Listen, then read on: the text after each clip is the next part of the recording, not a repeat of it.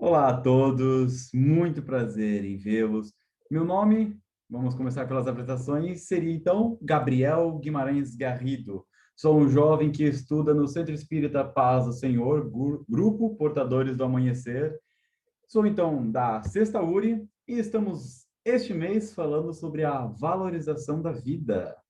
Mas antes de tudo, né, como de costume, vamos iniciar então esta palestrita do nosso jeito mais convencional, não? Vamos então aquietar os nossos corações, vamos agradecer ao Mestre pela oportunidade de estarmos aqui em prol de aprendizado, em prol de conhecimento, se conhecer, conhecer ao próximo. Obrigado, Senhor, por tudo que nos tem proporcionado. Obrigado àqueles que estão presentes, sejam encarnados ou desencarnados. Gostaria de pedir encarecidamente que a aula, palestra de hoje possa auxiliar de um jeito ou de outro, nem que seja 2 minutos, um ponto, uma vírgula, na cabeça, na vida de alguém, ou que possa ser levado para alguém que precise. Muito obrigado por tudo, Senhor. E damos aberto a palestra de hoje. Então é isso, pessoal. Novamente vou dizendo, sou o Gabriel, podem me chamar de Garrido como praticamente o universo me chama, né? Todo mundo me chama de Garrido. Eu tenho 20 anos, sei que parece ser mais jovem. Sou daqui de Joinville, então. E hoje vou falar sobre um assunto tão nosso, tão natural nosso, mas que a gente esquece tão facilmente. É quase como respirar. Nós respiramos todos os dias, mas a gente esquece que a gente respira. Então, vou pedir para que vocês entrem nessa narração, nessa narrativa que eu vou induzir vocês agora. Vamos imaginar que nós estamos no Caribe, em uma praia paradisíaca, e decidimos dar um mergulho, shiblum, mergulhando e observando a beleza que aquela praia nos oferece, nos deparamos com um grande cardume de peixe vindo na nossa direção e logo em seguida avistamos um tubarão se aproximando. É muito interessante o que acontece no cérebro quando registramos a informação tubarão. Seu cérebro inicia uma coordenação de programas de ações muito complexos que vai recrutar o seu corpo inteiro para uma série de mudanças. Suas pupilas dilatam, sua boca seca, seu estômago altera seu funcionamento e seu intestino para de peristaltar. Peristaltar seria contrações que ocorrem nos músculos em certas regiões do corpo, em certos órgãos. Se você estiver de intestino cheio, você solta. É o famoso me borrei de medo. O sangue do seu corpo é direcionado, redirecionado, na verdade, e os vasos se comprimem e dilatam. Se comprimem e dilatam. O sangue é desviado para lugares que agora não são tão importantes, como, por exemplo, o sistema digestório. E vai enviando para lugares mais importantes, como, por exemplo, grandes músculos. Por isso, você fica meio frio nas mãos, começa a suar frio nas mãos e nos pés. E é por isso que você sente, então, quando está com medo, aquele frio na barriga também. Aquele gelar, vi minha ex, aquele friozinho na barriga. Ou vi um tubarão, né? Como no exemplo. Eu acho que não é uma sensação satisfatória, mas esse frio na barriga vem, então, porque o sangue não está no como normalmente fica na barriga. Agora ele está em regiões mais importantes, como pernas, braços. Outro lugar que o sangue é retirado é do rosto, e é por isso que ficamos com aquele olhar de que viu um fantasma, está pálido, os lábios ficam mais claros, ou a pupila dá aquela dilatada. Então, tudo isso vai acontecendo, como assim seu coração vai bater mais rápido e também vai aumentar a sua eficiência cardíaca, fazendo com que o coração bombeie mais sangue a cada batida. No seu cérebro, por exemplo, hormônios e neurotransmissores vão ativar circuitarias no seu cérebro que vão fazer que você fique hipervigilante, ou seja, você jamais dorme quando tem um tubarão na sua frente. Um exemplo que eu posso dar com isso é quem aqui nunca, se não, nossa, você é um em milhões, mas quem aqui nunca viu um filme de terror? Quando mais novo, vamos deixar quando mais novo, né, que a imaginação é mais lúdica. Você viu um filme de terror e aí você vai dormir. Primeiro que você não dorme, você fica tipo, caraca, o pé grande tá aqui, velho. Ou sei lá, tem um bicho baixo na minha cama. Eu lembro quando era criança, não queria ir no banheiro, mas eu fazia xixi na cama, mas eu não ia no banheiro, porque eu sabia que atrás da porta do banheiro ia ter alguma coisa me esperando. Era o Sansão da Mônica ou o que quer que seja, estava me esperando. Então você não dorme, você não fica com sono. E você também vai ficar hiperfocado num fenômeno que chamamos, a neurociência chama, né, de visão de túnel, ou seja, não existe déficit de atenção quando tem um tubarão na sua frente. Engraçado, né? Mas quando a gente está fazendo uma prova de português, uma redação, um vestibular, a gente consegue esquecer tudo, daquele famosíssimo branco. Mas vi um tubarão, oxe, não tem déficit, eu lembro de tudo, nada tem delay na minha frente. Tudo que eu capto, que estou captando com a minha visão, é ao vivo. Ai, ai, histórias e histórias, né? Mas o cérebro fica, então, negativamente enviesado, hipersensível, e qualquer coisa minimamente agressiva, negativa e ameaçadora ao seu redor, seu cérebro já está captando. E tudo isso que eu descrevi e uma série de outras coisas acontecem em menos de meio segundo. Meio segundo, não é um segundo, que é basicamente isso, é metade disso. E muitas outras coisas acontecem em conjunto. E se você compreendeu o que essa orquestra fisiológica aconteceu, você entendeu então o que é uma emoção.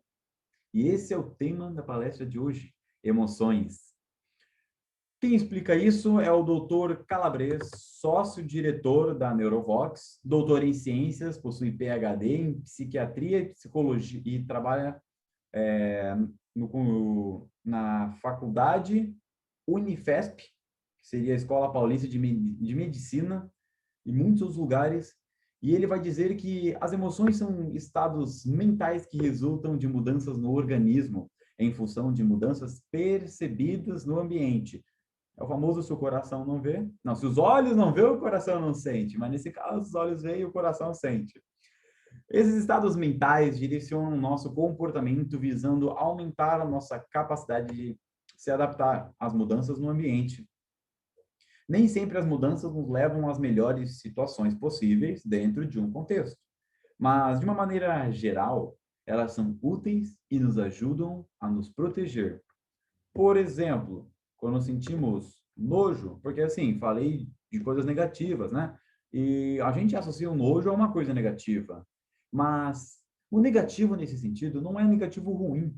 Porque pensa, quando sentimos nojo do cheiro de um alimento, isso pode ocorrer porque o alimento está estragado e sentir essa emoção evita que você consuma algo que possa te fazer mal. Então, o negativo é ruim, prejudicial para ti e o seu corpo quer evitar. Eu falo, opa, opa, opa, opa, esse pão tá vencido faz uns 15 dias, irmão. Tá verde. Não pega não, faz mal. Quando você sente medo, até de estar na presença de outras pessoas e de interagir com elas, como acontece com pessoas que possuem fobia social, claramente a emoção não te leva a um comportamento razoável. Ou seja, quando entramos no campo das fobias, obviamente a emoção é levada num estágio mais incontrolável. Eu, por exemplo, possuo talassofobia, que é medo de mar aberto, profundidades dentro do mar. E é algo que me deixa desconfortável e pessoas que estão por perto acabam ficando um pouco assustadas perante a minha reação. Mas, continuando, existem pelo menos 7 emoções básicas encontradas em praticamente todas as culturas do mundo. São chamadas emoções básicas ou primárias. Elas são raiva, nojo, desprezo, tristeza, medo, felicidade e surpresa. Todas elas são facilmente identificáveis na face humana. Existe um detetive brasileiro, ele possui um canal no YouTube chamado Metaforando. Ele trabalha muito bem com isso, que em alguns casos ele desvenda, ele resolve alguns casos isolados através das expressões faciais e físicas das pessoas, porque o rosto entrega. Poucas pessoas que possuem a famosa poker face, como a Lady Gaga canta nessa música. Poker face é aquele rosto que não diz nada. Você pega as suas cartas, pode ser a melhor ou as piores cartas. Você não diz nada com seu rosto. Mas no nosso caso, né, nós, ó, seres réis mortais, não temos a poker face e nós contamos muito com o nosso rosto o que sentimos. Estou feliz aqui, estou triste, estou bravo, e assim em diante. Além das emoções básicas, também existem emoções que variam entre as culturas, como culpa e vergonha. Quando eu digo cultura, eu digo ambientes sociais onde estamos. Em algum lugar, uma certa emoção é normal e aquilo culturalmente vai ser normal. Em outro lugar, aquilo é estranho e é culturalmente estranho. Todas elas têm como característica serem iniciadas de forma rápida e espontaneamente, resultam em uma avaliação do ambiente e duram pouco. É uma coisa rápida. Outra forma de classificar as emoções pode ser por valência, que seria o polo negativo e o polo positivo. Mas o negativo e o positivo aqui não significam que as emoções seriam boas ou ruins. É como, por exemplo, uma pilha. Ela tem o polo positivo e o polo negativo. É só uma forma de nomear as extremidades, os locais. Por exemplo, o meu celular. Ele tem a parte de cima e a parte de baixo. Então, seria mais ou menos para nomenclaturas. Bom, a parte negativa é uma valência que gera um certo desagrado, desconforto, desprazer, e a positiva gera um agrado, um conforto, um prazer. As emoções podem ser divididas por comportamento também. A gente pode ter emoções que geram um comportamento de evitação e emoções que geram um comportamento de aproximação. Essas emoções negativas trazem essas sensações de evitação que às vezes chega a ser o recomendado, como por exemplo, se você não quer comer comida podre.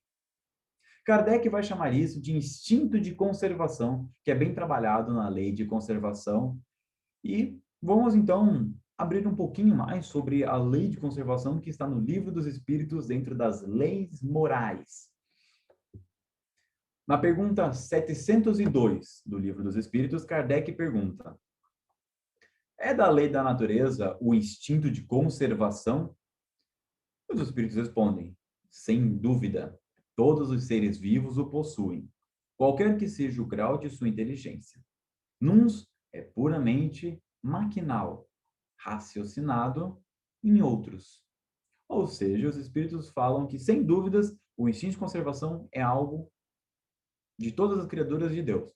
Todos os seres vivos a possuem. Algumas é puramente maquinal, como podemos dizer os instintos. Alguns animais não sentem. O instinto de conservação é mais automático do que opcional. E raciocinado em outros, como nós humanos, que algumas pessoas tendem a escolher tirar a própria vida como preservá-la. É algo que é feito por escolha. Não existe suicídio no mundo animal até onde se encontra. Na pergunta de 703, Kardec pergunta: com que fim outorgou Deus a todos os seres vivos o instinto de conservação? Porque todos têm que concorrer para o cumprimento dos desígnios da providência, diz os Espíritos. Pois isso foi que Deus lhe deu a necessidade de viver. Acresce que a vida é necessária ao aperfeiçoamento dos seres. E eles o sentem instintivamente, sem disso sem isso perceberem. Aí o Kardec vai entrar, então, nos meios de conservação. Você pergunta 704. Nossa, gente, é difícil falar 700. Cebolinha bateu. Tendo dado ao homem a necessidade de viver, Deus lhe facultou em todos os tempos os meios de o conseguir. E os espíritos respondem, sim. E se ele os não encontrar, é que não os compreende. Não seria possível que Deus criasse para o homem a necessidade de viver sem lhe dar os meios de consegui-lo.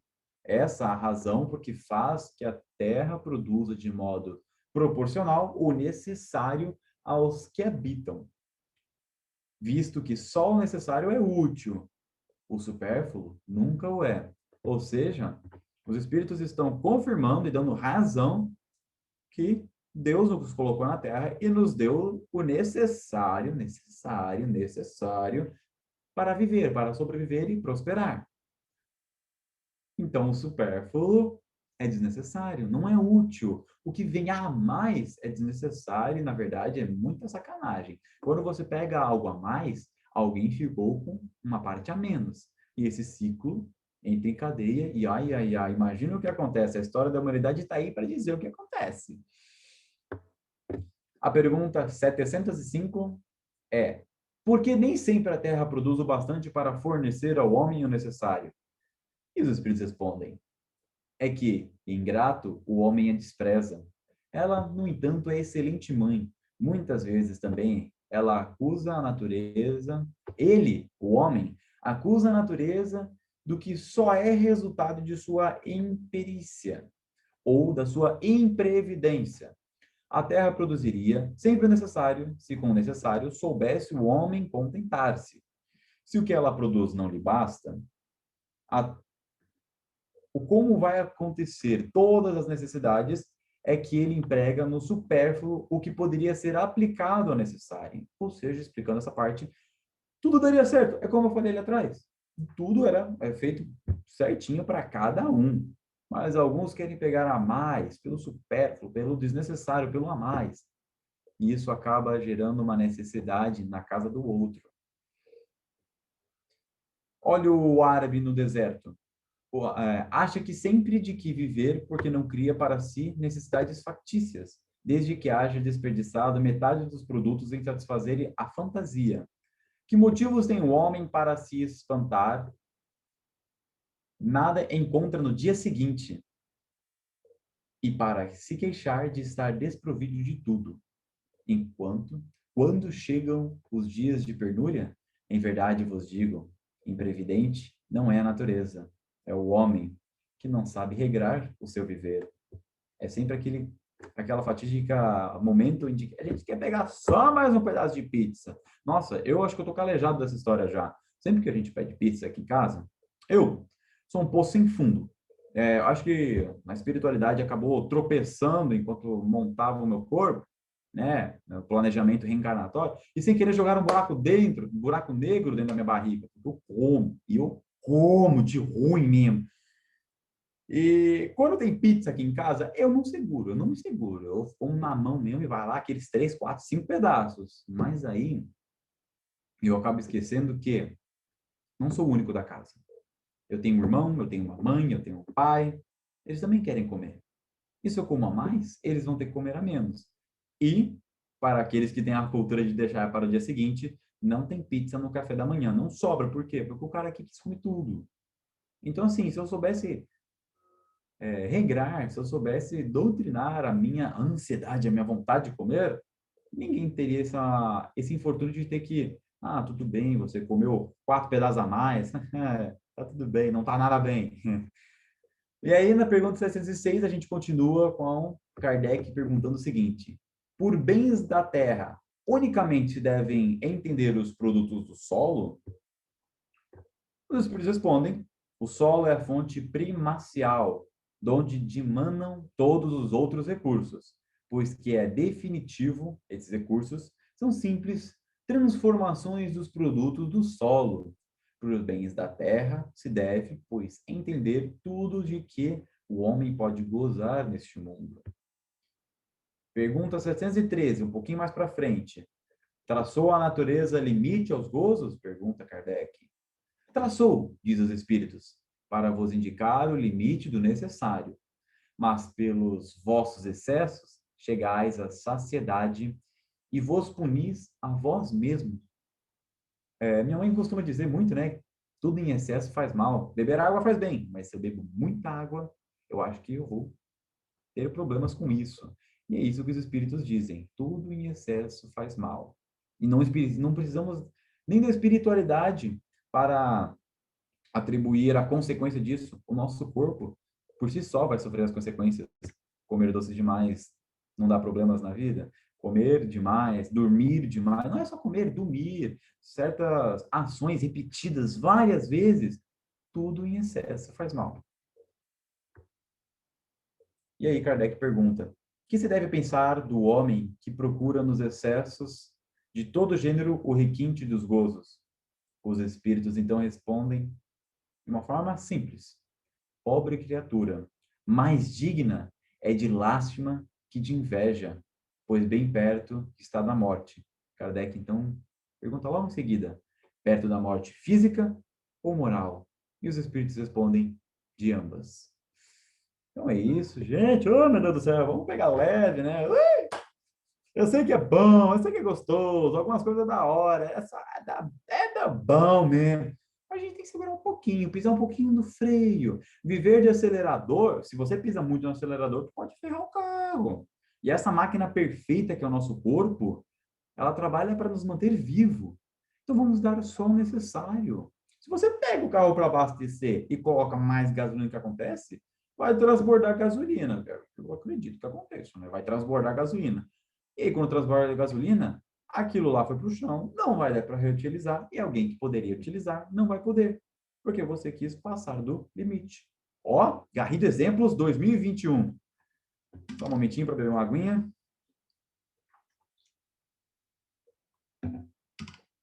Obrigado. Então, falei de emoções, falei que o Espiritismo trata sobre isso, na questão do livro dos Espíritos, mas ficou algo curioso na minha cabeça, Garrido. Ó, conte-me então, qual a sua dúvida? Qual é a diferença entre emoção e sentimentos? O Garrido está aqui para contar a diferença entre esses dois pontos que são muito parecidos, mas não são iguais.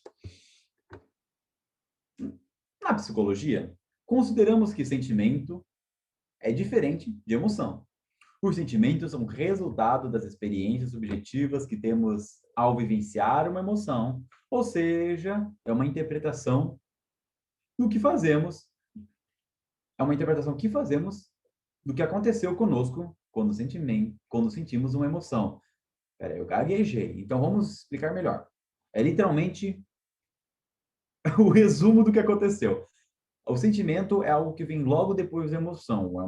É uma cadeia de coisas que acontecem e logo, quando vem a emoção, logo em seguida vem o sentimento. Sentimento é literalmente um resumão, é o resultado subjetivo do que essa emoção trouxe. Quando dizemos que estamos amando, Eu 100% das vezes, quando vejo qualquer pessoa na rua, ficamos felizes ou tristes. E estamos expressando a nossa percepção sobre o que está acontecendo conosco durante uma situação emocional. A emoção traz uma informação, os sentimentos é o resumão daquilo, é a consequência daquilo, é o efeito prolongado e explicado daquilo. Deixa eu ver aqui. Vamos colocar, então, uma forma mais clara dentro de um exemplo que foi feito por um médico. Agora me falha o nome dele, mas a experiência era o seguinte: em uma pesquisa de campo, uh, foram pegos algumas pessoas, né? Foram convidadas algumas pessoas para participar, então, de uma experiência. E aí essas pessoas se dividiram em dois grupos. E todas elas foram informadas que iriam tomar um líquido, um medicamento.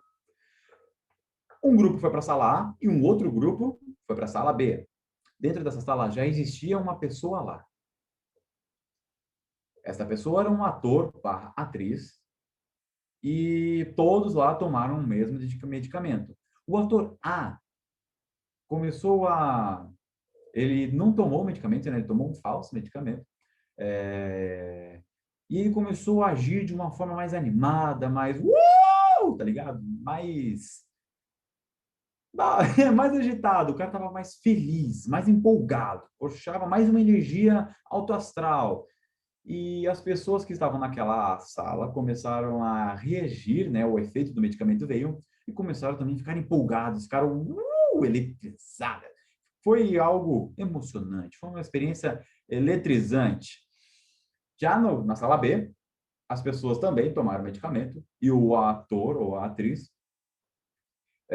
começou a agir de uma forma mais agressiva, mais negativa, vamos chamar de negativa, mais parruda, mais fechada.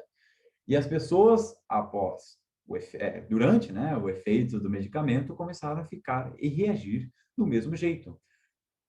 O medicamento que foi dado era adrenalina. E isso mostra que todos provaram da mesma emoção, mas a interpretação, vinda de um contexto externo, garantiu uma reação diferente da outra. Garrido falou, muito difícil, explica melhor. Seguinte, o cara tomou adrenalina e o adrenalina, né, deixa o corpo agitado, você fica no ápice do seu metabolismo. Só que uma experiência externa, vulgo, aquele atriz ou aquele ator, começou a reagir de uma forma animada. E a sua interpretação, por achar que ele tomou o mesmo remédio, foi ficar assim.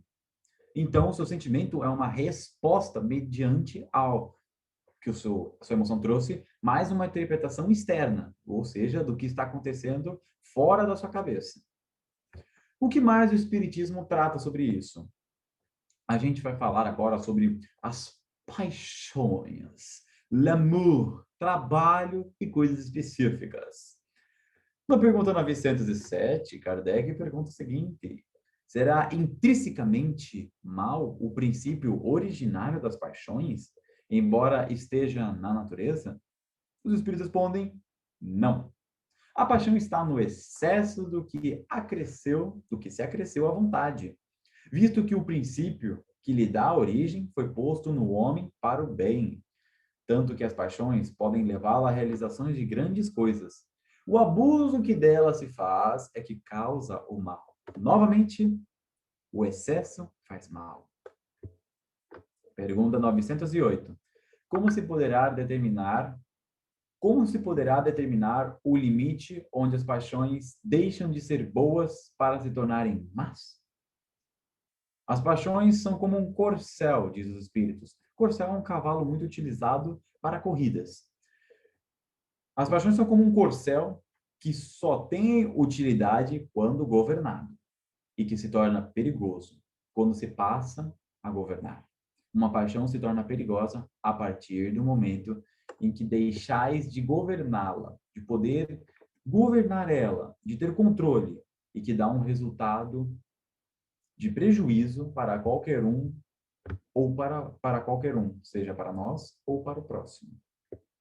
As paixões são alavancas que decumplicam, ou seja, intensificam 10 vezes mais, decumplicam 10 vezes as forças do homem e o auxiliam na execução dos desígnios da providência. Mas se, em vez de as dirigir, deixa que elas o dirijam, cai o homem nos excessos e a própria força que, manejada pelas suas mãos, poderia produzir o bem, contra ele se volta e o esmaga. Trágico, trágico. Ou seja, todas as paixões têm o seu princípio num sentimento ou numa necessidade natural. O princípio das paixões não é assim um mal, pois que assenta numa das condições providenciais da nossa existência. A paixão, propriamente dita, é a exageração de uma necessidade ou de um sentimento. Está no excesso e não na causa, e este excesso se torna um mal quando tem como consequência um mal qualquer. Toda paixão que aproxima o homem da natureza animal afasta-o da natureza espiritual. Todo sentimento que eleva o homem acima da natureza animal denota predominância do espírito sobre a matéria e o aproxima da perfeição. Eu vou ser sincero para vocês. As paixões são essenciais para o ser humano e que fazem a vida ter um sabor, a mais. Por que você diz isso, Garrido? Eu vivo falando para meus amigos, eu vou levar a paixão agora para o aspecto do amor, relacionamento entre pessoas. Eu vivo falando para meus amigos, eu acho que vai estar escrito na minha lápide, como é bom estar apaixonado. Quando estamos apaixonados, a paixão, para deixar bem esclarecido, é algo passageiro. O Dr. Calabrese vai falar que é um conjunto de coisas que vai acontecendo com você que te faz mais, mas que ela tem um prazo de validade. E estar apaixonado, como já foi dito pelos espíritos, engrandece o homem e os permite realizar coisas magníficas.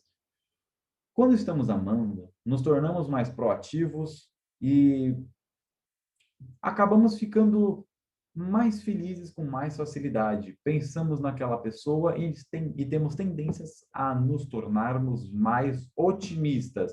Ah, mas eu tenho um amigo que quando fala que está apaixonado, ele nunca vai conseguir com ela. Eu digo otimista nas coisas que faz da vida, porque a paixão, querendo ou não, interfere na sua vida pessoal ou profissional. Você acaba fazendo de um jeito que, na ideia, é para ser melhor. Você acaba realizando de uma forma mais plena, uma forma mais sagaz. E, gente, como é bom estar apaixonado. Eu só tenho 20 anos. Algumas pessoas falam, você já tem 20 anos. Mãe, pai. É... Mas eu só tenho 20 anos e eu já provei um pouquinho de como é estar apaixonado. E, gente, como isso é bom. Como é gostoso estar amando alguém. Mas não só amar. Agora vamos falar sobre fazer algo que gosta.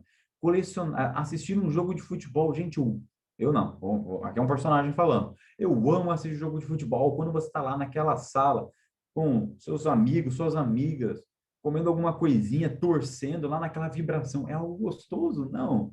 É um momento saboroso. É o que faz diferente o nosso dia a dia. É estar usufruindo da emoção, da paixão e colocando ela como algo bom para nós. Nossa Senhora, ai, ai, ai. É, eu passei por um término recentemente, né? Eu estava em relacionamento com uma pessoa e acabou não dando certo. As coisas acontecem por um bem, né? Eu acredito que sim. Mas eu lembro com muito amor e muito carinho o quão bom foi estar com aquela pessoa. Eu gosto de agradecer a Deus nas minhas preces, né? Eu agradeço pela oportunidade de me permitir estar apaixonado, de poder vivenciar tanta coisa boa dentro de mim. Porque, assim, às vezes, a gente está em um momento tão difícil e às vezes, ser amado, se sentir amado, amar alguém, ou fazer o que ama, é algo que ajuda muito e às vezes pode salvar, sabia? Hoje estamos falando do mês da valorização da vida, onde nós jovens, nossos mentores estão nos ajudando a trabalhar em prol da nossa vida. E o que seria a vida se não aproveitar e aprender com ela sempre que pode, sempre que podemos. Ah, mas Garrido, o término foi algo ruim, né? Então, existe uma reflexão que a gente pode fazer das nossas emoções, que é uma recomendação de psicólogos, na verdade, que nós devemos nos permitir sentir as coisas. Evitar de chorar faz mal, tá? Faz mal, experiência própria. Sentir as emoções nos permite nos compreender, nos conhecer e, assim, diminuir as chances de erro nas nossas coisas. Quando eu fico triste, eu aprendi, e estou aprendendo, na verdade, que você precisa sentir o porquê está triste. Se permita se sentir triste. A tristeza faz parte da vida. Existe uma fala de um personagem de um jogo que é: a falha sempre foi a minha maior mentora. Então, o nosso corpo sempre está em comunicação com nós. Quando sentimos dor, qual é a primeira coisa que a gente sente? Pera, quando a gente se machuca, oh meu Deus, qual é a primeira coisa que a gente sente? Dor. Porque algo, nosso corpo está em comunicação, está falando: opa, deu ruim aqui, ó. Mano, chega aí, que tem um machucado aqui. Aí, beleza. Qual é a segunda coisa que você faz? Você trata desse machucado, você cuida. Mesma coisa com os nossos sentimentos. É o nosso corpo falando com a gente, a nossa psique dialogando com nós, falando: alguma coisa não está dando certo. Mas vamos conversar, vamos pensar e aprender, porque o ser humano aprende na vida, mas ele aprende consigo mesmo também. A sua própria mente é um poço de conhecimento que se expande a cada pensamento. Que bonito que foi, cara! Garrido Improviso 2021, frases bem feitas, oh yeah! Mas é isso, é se amar, é se permitir, sabe? E o uso excessivo de uma emoção é perigoso porque gera uma abertura para interações espirituais de baixa faixa vibracional, onde pode ocasionar futuramente, se mal cuidado, uma depressão. E se mal cuidada junto, desculpa, e se mal cuidada, pode acabar resultando em algo pior, como suicídio. Tudo porque não paramos para olhar para dentro. Não nos observamos, nós não nos permitimos sentir. Eu gostaria muito de falar sobre depressão por horas, porque emoções é um assunto perfeito. É gostoso. Peço desculpa pelos cachorros, tá, gente? É... Falar sobre emoções é gostoso, mas um assunto tão grande que seria até difícil. É que nem explicar o espiritismo em 20 minutos. Não dá, mas é gostoso. Tentei, então, estou tentando passar um pouquinho do que eu aprendi. E, gente, não empurrem a sujeira para debaixo do tapete. Não escondam suas emoções. Não joguem os seus problemas debaixo do tapete, porque uma hora isso vai explodir. E, gente, para poder corrigir isso daí vai ser tão difícil, tão trabalhoso, é até perigoso. Então, se você está passando por um problema, chame alguém para conversar. Se você não tem alguém para conversar, vá atrás de um psicólogo. Existem muitos psicólogos que realizam consultas de graça. O próprio CVV, que trabalha com a valorização da vida, está lá disponível para contato sempre que precisarem. Então, pô, eu praticamente ajudei o meu amigo a não cometer suicídio porque eu parei para conversar com ele. Eu queria que ele contasse para mim o que ele sentia e colocar para fora fez a diferença. Entende? Então, para que internalizar tudo? Se a gente tem alguém para estar conosco, vivemos em sociedade. É estranho porque quanto mais nessa sociedade nós estamos, mais dentro das nossas bolhas nós ficamos. É do quarto para o celular, do celular para o trabalho, é rotineiro. Nós vivemos ao lado de tantas pessoas, mas nem sequer olhamos nos olhos delas. Então vamos quebrar essas bolhas, vamos colocar a nossa xirra para fora e gritar contra o mundo, vamos fazer uma festa. Não, mentira, não faço festas, não. Estamos em quarentena ainda, mas uma festa virtual pode. E vamos conversar, vamos falar o que sente, é tão gostoso, né? Então é isso, gente. Eu gostaria realmente de agradecer a presença de todos e pedir encarecidamente, então, que escutem mais o que está dentro de vocês. E se dê um pouquinho do tempo de vocês, ceder um pouquinho. para o próximo, que às vezes é tudo que precisa para fazer toda a diferença. Beleza? Então vamos ficar com essa. Então vamos agradecendo mais uma oportunidade.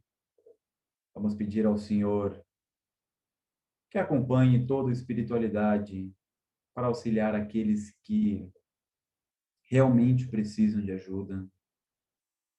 Gostaria de pedir ao alto espiritual para que ilumine todos aqueles que estão presentes, encarnados e desencarnados, que o que foi aprendido nesta breve aula, nessa breve palestra, possa chegar ao coração daqueles que mais precisam.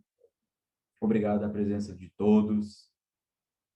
E vamos pedir então um pouco mais de luz, um pouco mais de sinceridade, honestidade para conosco.